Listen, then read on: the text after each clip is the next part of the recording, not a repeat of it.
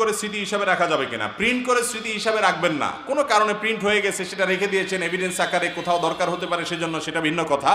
আর মোবাইলে যদি থাকে প্রিন্ট করার আগ পর্যন্ত সেটা জায়েজ হতে পারে। তাসবিহ দানায় তাসবিহ গণনা করা যাবে কিনা। আপনি যত তাসবিহ গণনা করবেন এগুলো আঙ্গুলে গণনা করা হলো সবচেয়ে উত্তম। নবী করিম সাল্লাল্লাহু আলাইহি সাল্লাম আঙ্গুলে গণনা করার জন্য উৎসাহিত করেছেন এবং এগুলো কিয়ামতের ময়দানে জলজল করে জ্বলবে, হাদিসে আসছে, সাক্ষ্য দিবে। এজন্য আঙ্গুলে গণনা করা হলো উত্তম। তসবিতে গণনা করা জায়েজ, আর উত্তম হলো সুন্নাহ হলো কিসে গণনা করা, আঙ্গুলে গণনা করা। সাহাবীদের কেউ কেউ, উম্মুল মুমিনিনদের কেউ কেউ বিভিন্ন বিচি দিয়ে গণনা করেছেন। এই জন্য তাসবিহ দানা দিয়ে বিচি গড়লে জায়েজ আছে। অনেকে আছে আবার তাসবিহ কিছু পয় না, শুধু এমনি শুধু টিপতে থাকে, টানতে থাকে, এরকম দেখেন নাই? মনে করে তসবিহ দানা টানলেই সওয়াব মনে হয়। না, এটা খালি দানা টানলে কি লাভ? আপনি তাসবিহ পড়তেছেন 33 বার 34 বার মনে থাকে না, সেজন্য আপনি এই তাসবিহ ব্যবহার করছেন বা মেশিন ব্যবহার করছেন, এটা জায়েজ আছে। কিন্তু সবচেয়ে ভালো হলো কিসে গণতে পারলে, আঙ্গুলে গণতে পারলে। এরপরে প্রশ্ন হলো ওযু করার সঠিক নিয়ম কি, সহিহ হাদিস মতে একটু দেখিয়ে দিবেন। আলহামদুলিল্লাহ, ওযু করার নিয়ম তো আপনারা বেশিরভাগ মানুষ জানেন। প্রথমে 2 হাতের কবজি 3 বার পানি নিয়ে ধৌত করবেন, এরপরে 1 কোষ পানি নিয়ে কুলি করবেন। অনেক উলামায়ে কেরাম কুলি আর নাকের পানি একসঙ্গে করতে, নাকে পানি একসঙ্গে দিতে বলছেন, যে একটু দিয়ে কুলি করে আর একটু দিয়ে নাক দিয়ে টান দিবেন। আর অনেক উলামায়ে কেরাম, বিশেষ করে উলামায়ে আহনাফ, এটাকে আলাদা করে, অর্থাৎ কুলি করবেন 3 বার, এরপর নাকে পানি আলাদা দিতে বলেছেন। তো যাই হোক, কুলি করবেন, কুলি করার সময় গড়গড়া করে যত ভালো করে পারেন কুলি করবেন এবং মেসওয়াক করবেন। কি করবেন? অজুতে মেসওয়াক, এটা হারায় যাওয়া সুন্নাত, এটা আমরা বেশিরভাগ মানুষ করি না এখন, অথচ গুরুত্বপূর্ণ সুন্নাত। নবী সাল্লাল্লাহু আলাইহি ওয়াসাল্লাম বলেছেন, যদি তোমাদের কষ্ট না হতো এটাকে আবশ্যক করে দিতাম, প্রত্যেক অজুর সময় মেসওয়াক করা, এজন্য মেসওয়াক করবেন। এরপরে নাকে পানি দিবেন, নাকে পানি দিয়ে হালকা একটু টান দিয়ে তারপর নাকেরে আবার ঝেড়ে পরিষ্কার করবেন। তাহলে একটু হলো পানি দেওয়া, আর একটু হলো ঝেড়ে পরিষ্কার করা। এটা অনেকে করেন না, একটু ভালো করে করবেন। কারণ হাদিসে আসছে বিশেষ করে নাকের এই যে বাঁশির ভিতরে শয়তানের অবস্থান থাকে, এই জন্য নাকে একবারে জোরে টান দিলে তো নাকের তালুতে উঠে যাবে, কষ্ট হবে, ওইরকম না, হালকা যতটুকু সম্ভব বা যতটুকু হাতের ভিতরে নাক ডুবায় পানি ভিতরে দেওয়া যায়, এরপরে নাক পরিষ্কার করবেন। যাই হোক, এরপরে কুলি নাকের পানি শেষ, মুখ ধোবেন একেবারে মাথার এই যে এরিয়া আছে চুলের গোড়া সেগুলা আর কানের লতি এই থুতনি পর্যন্ত, পুরো বর্ডারের সব জায়গায় যাতে পানি লাগে। পানি অপচয় করবেন না, টেপ ছেড়ে রাখবেন না।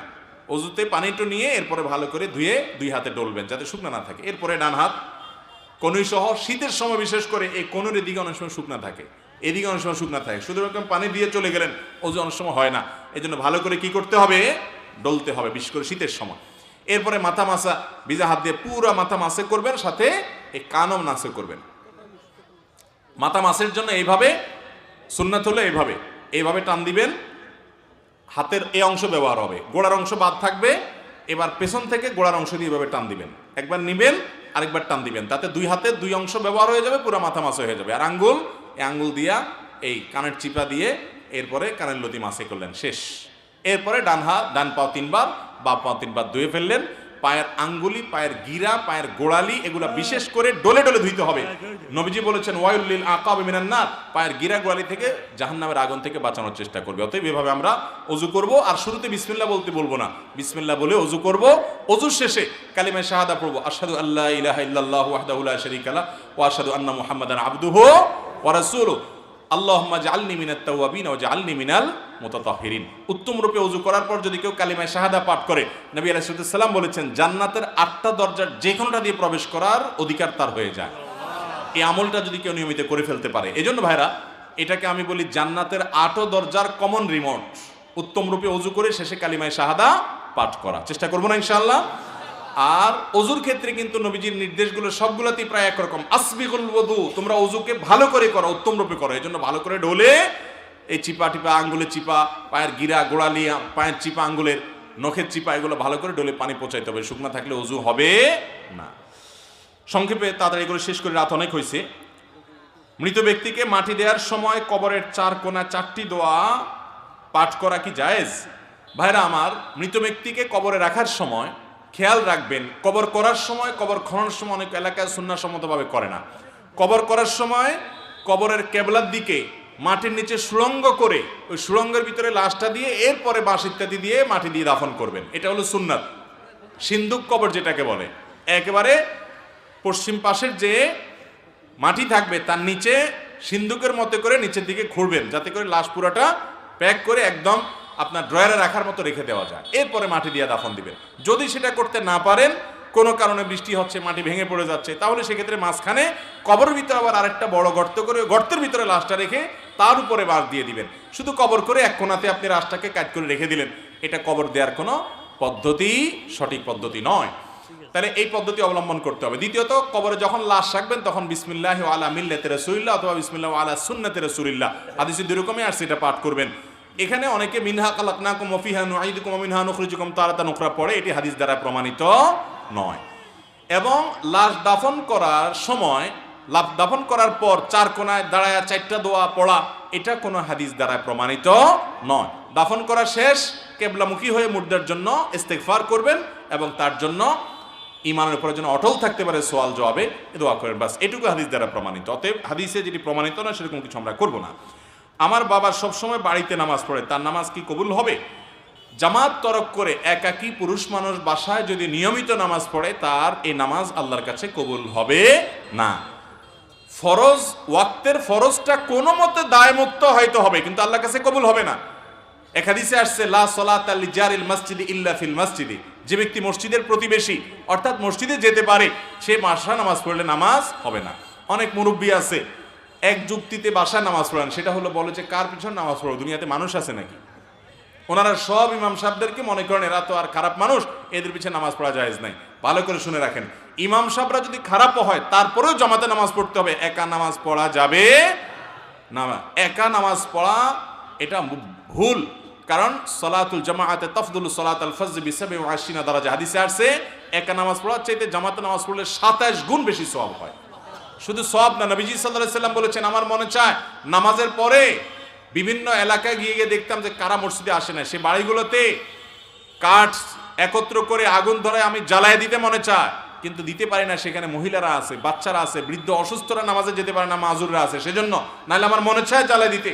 তার মানে কি, এই জামাতে উপস্থিত হয়ে নামাজ পড়া ওয়াজিব, নাহলে নবী সাল্লাল্লাহু আলাইহি ওয়াসাল্লাম আগুন জ্বালায় দিতে, আগুন জ্বালাতে তিনি চান না, এটা কথার কথা বোঝার জন্য বলছেন।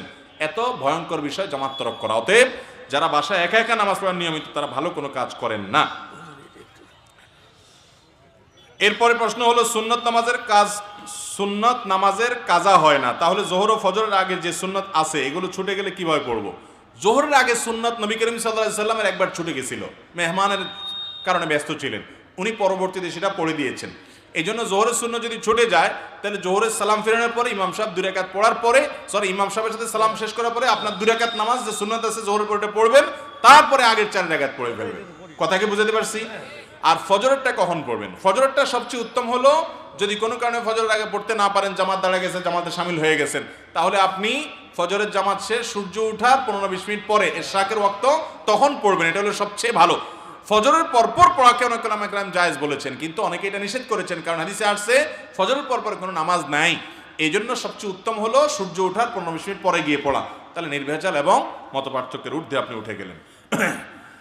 এরপরে প্রশ্ন হলো টয়লেটের টেপে ওযু করা যাবে কিনা, দাঁড়িয়ে ওযু করা যাবে কিনা? ওযু দাঁড়িয়ে করাতে কোনো অসুবিধা নেই, হাদিস নিষেধ নাই। তবে টয়লেটের টেপে ওযু করলে পানির অপচয় হয় অনেক বেশি, পানির যেন অপচয় না হয় সেদিকটা খেয়াল করতে হবে। টয়লেটের টেপে ওযু করতে গেলে আবার আরেকটু সুবিধা, যে টয়লেটের যে প্যান আছে, টয়লেটের যে কমোড আছে, এই কমোড আর টেপের মাঝখানে যদি আড়াল না থাকে, ওয়াল না থাকে, পার্টিশন না থাকে বা কোনো পর্দা না থাকে, তাহলে সেই জায়গায় ওযু করতে গেলে বিসমিল্লাহ বলতে পারবেন, কারণ টয়লেটে আল্লাহর নাম নেওয়া নিষেধ, ইবনে আব্বাস রাদিয়াল্লাহু নিষেধ করেছেন। এই জন্য ওযু করবেন বাহিরে, টেপে করলে যাতে করে পানি অনেকের টেপ ছেড়ে দিয়ে পড়তে থাকে সে ডলতে থাকে, এটা জায়েজ নাই। বন্ধ করে নিয়ে তারপরে ডলবেন, অপচয় করবেন না। আর টয়লেটের মধ্যে যদি আপনি ওযু করেন, তাহলে সেই ক্ষেত্রে মনে রাখবেন, টয়লেটে ওযু করলে বিসমিল্লাহ বলতে পারবেন না মুখে, আর বিসমিল্লাহ না বলতে পারলে ওযু অপূর্ণাঙ্গ থাকে, ওযু হয়ে যাবে কিন্তু অনুচিত হবে। এই জন্য উত্তম হলো টয়লেটে ওযু করতে হলে ওই যে প্যান বা কমোড আর টেপের মাঝখানে যাতে বেড়া থাকে সেই চেষ্টা করবেন। যদি সেটা না থাকে, বাইরে ওযু করবেন। বাইরে পুরোপুরি ওযু করা যাচ্ছে না, তাহলে সেক্ষেত্রে বেশিনে ওযু শুরু করে বিসমিল্লাহ পড়ে পাওটা ভিতরে যে শুধু ধুয়ে আসবেন। কথা কি বুঝাতে পারছি? টয়লেটে যদি ওযু করতেই চান, বাইরে কোনো ব্যবস্থা যদি না থাকে, তাহলে বিসমিল্লাহ মুখে বলবেন না, মনে মনে বলবেন, ওযু হয়ে যাবে। কিন্তু উত্তম হলো টয়লেটে এরকম জায়গায়, নাপাক জায়গায় ওযু না করে আপনি বাহিরে ওযু শুরু করে তারপরে শেষে গিয়ে পাও ধুয়ে নিলেন। এশার ওসর সম্পর্কে জানতে চাই, বাংলাদেশে ওসরি জমিন আছে কিনা? বাংলাদেশে ফসলের জাকাত আমরা অনেকে দেই না, অথচ ফসলের জাকাত দিতে হবে। বাংলাদেশের জমিন ওসরি জমিন, অতএব যাদের নিসাব পরিমাণ ফসল হবে তারা অবশ্যই ফসলের যাকাত দিতে হবে শর্ত সাপেক্ষে। অনেকে এটা দেন না। বিস্তারিত জানার জন্য ডক্টর খন্দকার আব্দুল্লাহ জাহাঙ্গীর রহমাল্লাহ লেখা বই আছে বাংলাদেশের জমিনের ওসর এর প্রয়োগ সম্পর্কে, ছোট্ট ছোটি বই আছে, ওইটা কিনে নেবেন, বিস্তারিত জানতে পারবেন। ফরজ সালাতের পর কি কি তাসবিহ পড়তে হয় একটু বলবেন, এবং ফরজ সালাতের পর সময়তে মুনাজাত করা যাবে কিনা। ভাইরা আমার, ফরজ সালাতের পর নবী করিম সাল্লাল্লাহু আলাইহি ওয়াসাল্লাম অনেকগুলো দোয়া এবং জিকির পড়তেন। আয়াতুল কুরসি পড়তেন, সূরা ইখলাস, সূরা ফালাক, সূরা নাস একবার পড়তেন। লা ইলাহা ইল্লাল্লাহু ওয়াহদাহু লা শারীকা লাহু লাহুল মুলকু ওয়া লাহুল হামদ ওয়া হুয়া আলা কুল্লি শাইইন কাদির পড়তেন। লা ইলাহা ইল্লাল্লাহু মুখলিসিনা লাহুদ-দ্বীন ওয়া লাউ কারিহাল কাফিরুন পড়তেন। আল্লাহুম্মা আইন্নি আলা যিকরিকা ওয়া শুকরিকা ওয়া হুসনি ইবাদাতিক পড়তেন। লা ইলাহা ইল্লাল্লাহু ওয়া লা না'বুদু ইল্লা ইয়্যাহু ওয়া লাহুন নি'মাতু ওয়াল ফাদলু ওয়াস সানাউল হাসান এটা পড়তেন। 33 বার সুবহানাল্লাহ পড়তেন, 33 বার আলহামদুলিল্লাহ পড়তেন, 34 বার আল্লাহু আকবার বলতেন। কোন পড়না আছে 33 সুবহানাল্লাহ আলহামদুলিল্লাহ আল্লাহু আকবার, আর 34তম বার হলো লা ইলাহা ইল্লাল্লাহু ওয়াহদাহু লা শারীকা লাহু লাহুল মুলকু ওয়া লাহুল হামদু আলা কুল্লি শাইইন। আমরা এই সুন্নাতটা জানি না, রেডিমেড মুনাজাত জানি। এরপরে প্রশ্ন হলো, বাবা মারা যাওয়ার পর তার ঋণের পরিশোধের দায়িত্ব ছেলে মেয়ে উভয়ের উপরে হবে নাকি শুধু ছেলের উপরে হবে? বাবা মারা যাওয়ার পর তার যদি কোনো ঋণ থাকে তাহলে সেই ঋণ সন্তানরা না, বরং তার পরিত্যক্ত সম্পদ যেগুলো রেখে মারা যাবেন ওইগুলো দিয়ে ঋণ পরিশোধ করতে হবে। কথা কি বুঝাতে পারছি? সেগুলা বিক্রি করে ঋণ পরিশোধ করার পর টাকা পয়সা থাকলে, জমি জমা থাকলে সন্তানরা ভাগ করে নিবে। আর যদি ঋণেই সব চলে যাবে সন্তানরা ভাগ নিবে না। কথা কি বুঝাতে পারছি? সন্তানদের উপরে বর্তাবে না। সন্তানরা যদি দেয়, সন্তানরা যদি দিতে চায় তাদের তরফ থেকে, যেমন অনেক কিছু রেখে যান নাই, কোনো সম্পদ নাই, এখন সন্তানরা যদি দিতে চায় সেটা অবশ্যই ভালো, সেটা দিলে কোনো অসুবিধা নাই। কথা কি বুঝাতে পারছি?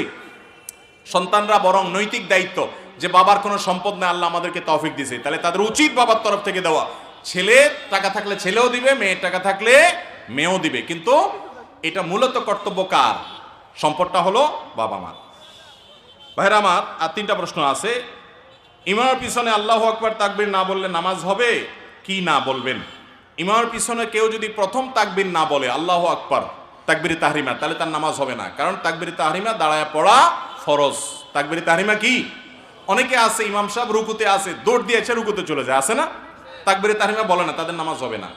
দাঁড়ায় তাকবীরে তাহরিমা বলতে হবে, এরপর রুকুতে যেতে হবে। রুকুর তাকবীর যেটা, ওটা সুন্নত, এটা না পড়লে নামাজ হয়ে যাবে, কিন্তু প্রথম তাকবীরে তাহরিমা ওটা কি? ফরজ। তাহলিলুহা তাকবীর, হাদিসে আসছে নামাজ শুরু হয় তাকবীর দ্বারা।